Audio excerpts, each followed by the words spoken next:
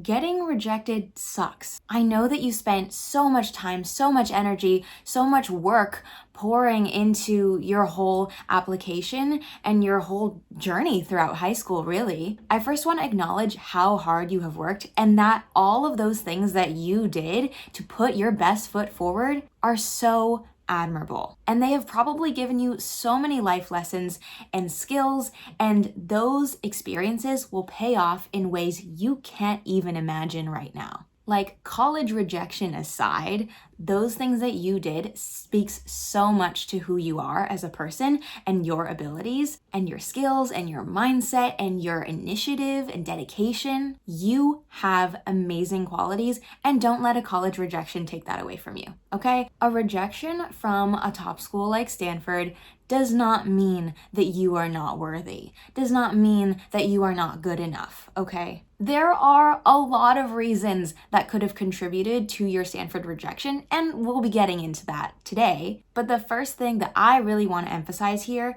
is that you are enough. A college rejection does not define you. You absolutely have the ability to succeed in life. This moment right now might be a wake-up call. It might be a pivot in your direction in life. It might feel like an unexpected change that doesn't feel good right now. And yes, first, hold space for those feelings. Your feelings of disappointment are totally valid and you're allowed to feel them. But really, in the grand scheme of things, this is a moment of redirection. And you're gonna look at this moment years into the future and be like, wow, they have no idea how good it's gonna get. If you don't know me, hi, my name is Dyllen.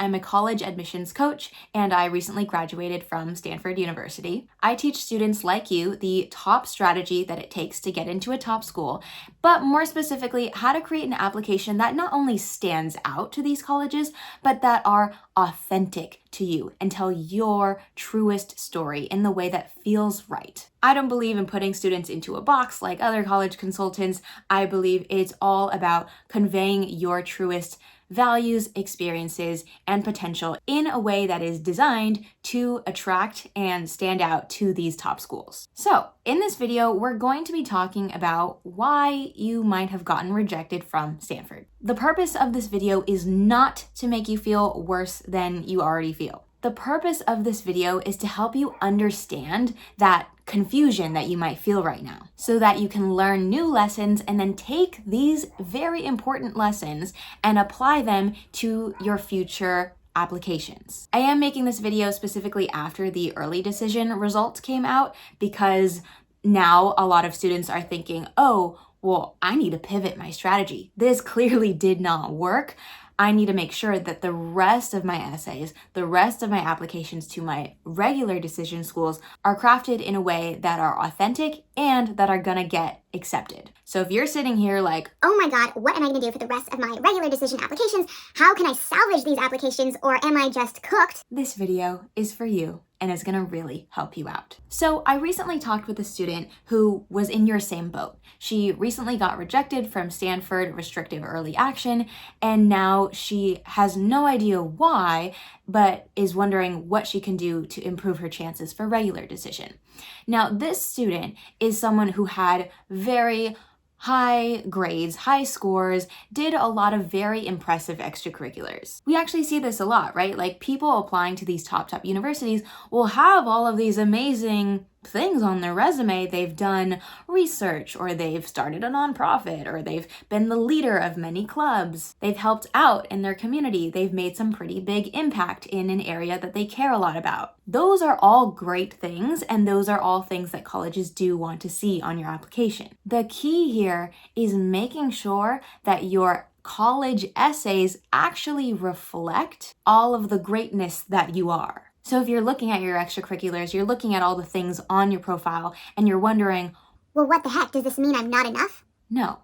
The problem is not that you're not enough. You have unique values and experiences, and you've done some really cool things. What the problem may be is not your resume, is not your stats, is not your scores, but it's how you are articulating your experiences, values, and potential in your college essays. So like I said, I was looking at the student's profile. She had done really great things. It seemed like she had done multiple activities that were related to her major, which is a plus. Colleges want to see that you have a sense of direction and you are pursuing activities related to your major because one, it shows that you are pursuing your curiosity and your passions. And two, it shows that you are preparing for your major, which colleges want to see. And three, it shows colleges the type of work that you might do when you're at their school. The problem with this student's application was that she was emphasizing all of these impressive achievements and things that she had done without truly showcasing why. Why do you do the things that you do?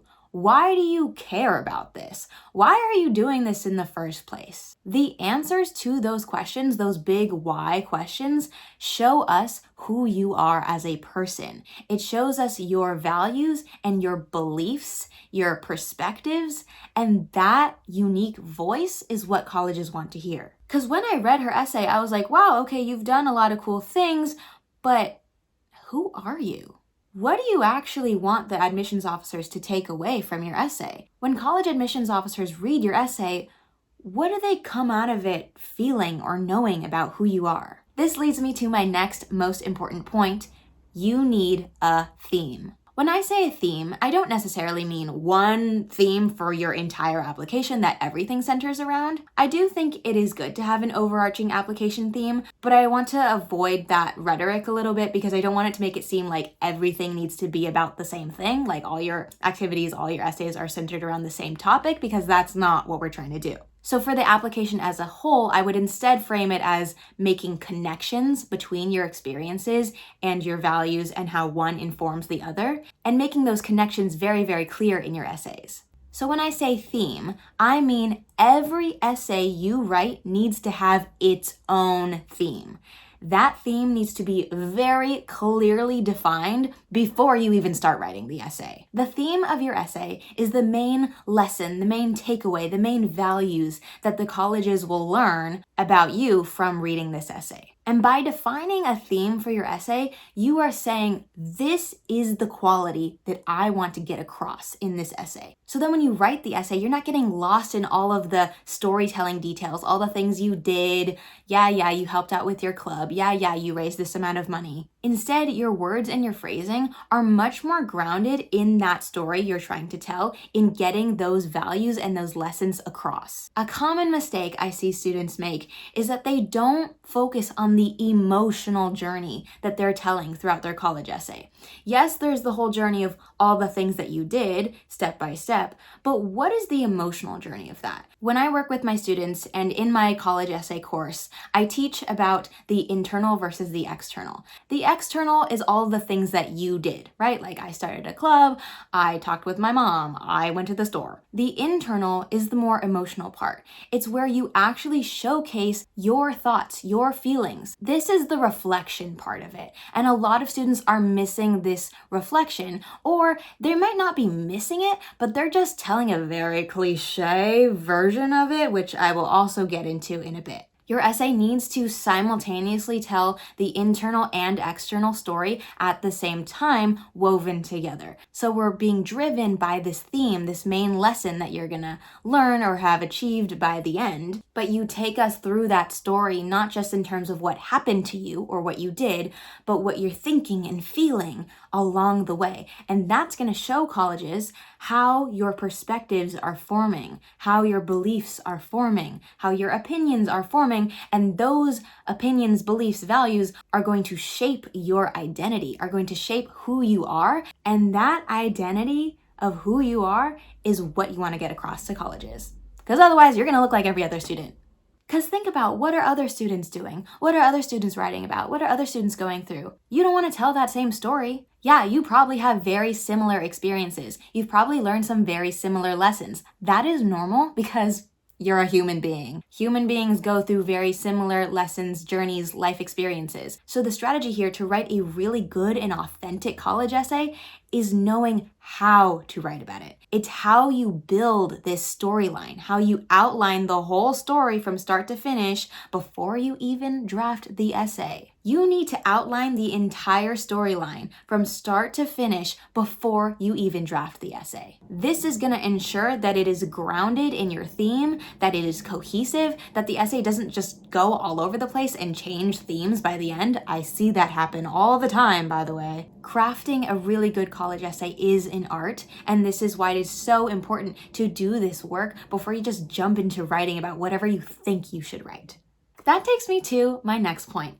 Cliches! A likely reason why your college essay wasn't hitting the way it needed to hit is because you're writing what you think you have to write. You're writing the story and the lessons that you think colleges want to hear, and that's the problem. Because if you're not telling your authentic story, you're telling a cliche one. I can't tell you the number of times I've read so many college essays where they have a good story. Like their experiences, I can tell what they went through is like, oh my God, this is a great story. You can craft a really good essay out of that. But then they don't write a good essay because they're molding themselves to fit in a certain box that they believe that they need to fit in for colleges to like them, when that's not true at all. This is where you fall into some really cliche themes. So as we were just talking about, you need to have a specific theme for every college essay, but this theme has to be so intentionally crafted to reflect your authentic values. Because what I see all the time is students writing cliche themes like, oh, I overcame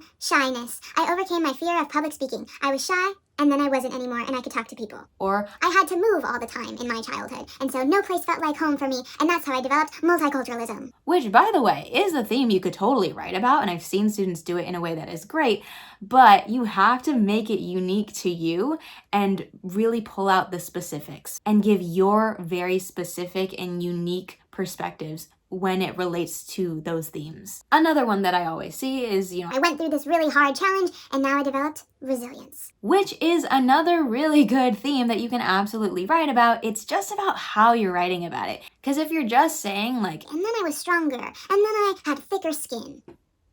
it's like that's not really unique to your specific situation or your specific insights, beliefs, and values. So you might be telling a cliche story with a cliche theme, not because you don't have a good story, not because you don't have unique values, just because you're missing the strategy to effectively tell this story in a unique way. You've just gotten lost in the chaos of the college application process. Your parents telling you what to do, your college counselor telling you what to do, the advice on the internet telling you what to do, what you think admissions officers want to hear, but not actually writing a story that conveys the true you. So back to the story with this girl. I communicated those things to her. I pointed out very specific parts of her essay where I didn't feel like I was really learning anything about who she was as a person, and I didn't really understand why she did the things that she did and what the deep core beliefs were that were driving her every move. And in that moment, she looked at me and she said, "You're making me aware of these weaknesses for the first time. No one ever told me that, and I was even working with a local college consultant who wasn't very good, who didn't actually give me good feedback on my essays. And now it totally makes sense." She told me that when she was writing her essays, she didn't know how to make it authentic or stand out, so then she morphed her essay to be what she thought it should be. And by doing that, she lost her authenticity. And when she was having this realization, she also said, "Oh my God, I wasted so much time and so many essay drafts, just nitpicking and trying to patch and fix these essays that, didn't have a strong story structure from the beginning. I didn't have a clear vision of the values I wanted to have come across in my essays. I just thought that I needed to showcase all of these things that I did." And then this makes me kind of sad too. Her parents were there on this call with me, and they were saying, "We feel trapped. We want to help her in the best way that we can, but we don't know how to do that because we know her too well. We know her story. We know who she is. We know her values. So we have all this bias that we're not able to give really good feedback, the type of college essay feedback that she needs to stand out to these top schools." And I'm watching them live have these realizations, and they're saying, "We need someone to look at her application like a stranger. We need someone who doesn't know her at all, yet knows what it takes to get into these schools, someone who has that expertise and can look at her essays from a blank slate and be able to say, oh, this is what I'm getting. This is the kind of person that I sense that she is. And by having an experienced person like myself take a look at her essays, me not having known her at all, we were able to really evaluate her story and see, was it actually conveying the values that she wanted? And the answer was no. Okay, so that was a little bit depressing.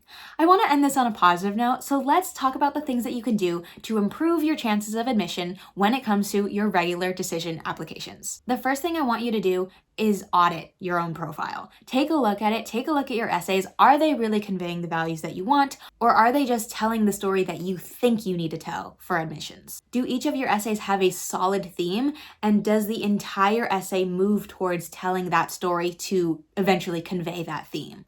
If that's not the case, I really want you to consider crafting a new outline for your essay that makes sure that it has all of these necessary components before you even begin the drafting and editing process. My next tip is don't try to patch and fix these essays that never had a solid foundation in the first place. If you're looking at your essay draft and trying to edit the literal sentences and words in each paragraph, it's not gonna do what you want it to do. By trying to patch and fix an essay you already have, you are locking yourself into the words that you've already established and not giving yourself the freedom to think creatively, to think outside the box. And that's exactly what you need right now. You need to think outside of the box. Because remember, you've been confining yourself into this box of what you think you should be. So break free from those sentences, break free from those paragraphs. Just get out a blank document and start some brainstorming. I know this may feel like you're going backwards, but I promise you it is so worth it. I will do this for my students in just 1 hour. We'll literally hammer it all out. I'll talk through their entire story with them. I'll help unpack who they are as a person. I'll be able to spot the patterns and be like, oh, these are your values. I can tell because the way you've been speaking about each of these things, and I'll see how one experience connects to the other. And I'll be able to say, oh, this is a really important pattern. This should be your theme for this essay. And then we can focus on this theme for that essay. It becomes really easy for me to spot these things because I've been doing it for so long. Honestly, if you want to just crank this out in 1 hour, you can book a call with me and we'll get it done like that. You're not actually moving backwards when you do this. You're ensuring that you have a really solid narrative. And then that's gonna save you so much time because the essay is gonna be a breeze to write once you already have the outline, you already have the structure. Oh, easy. Now just write the sentences, write the paragraphs. That's gonna cut down your editing time to be very short. You won't have to be constantly editing and revising so many drafts. And then, why we came here in the first place, you'll submit a really good application, one that has much stronger potential to get into your dream schools.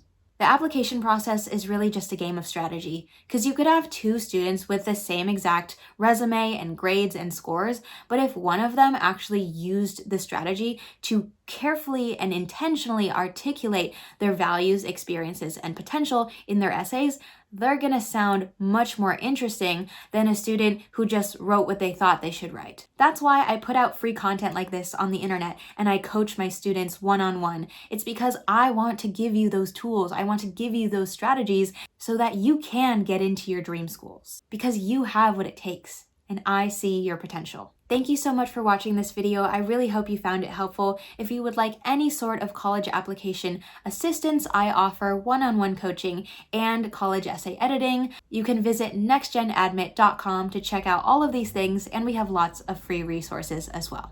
I hope you have a wonderful day, and remember, I believe in you.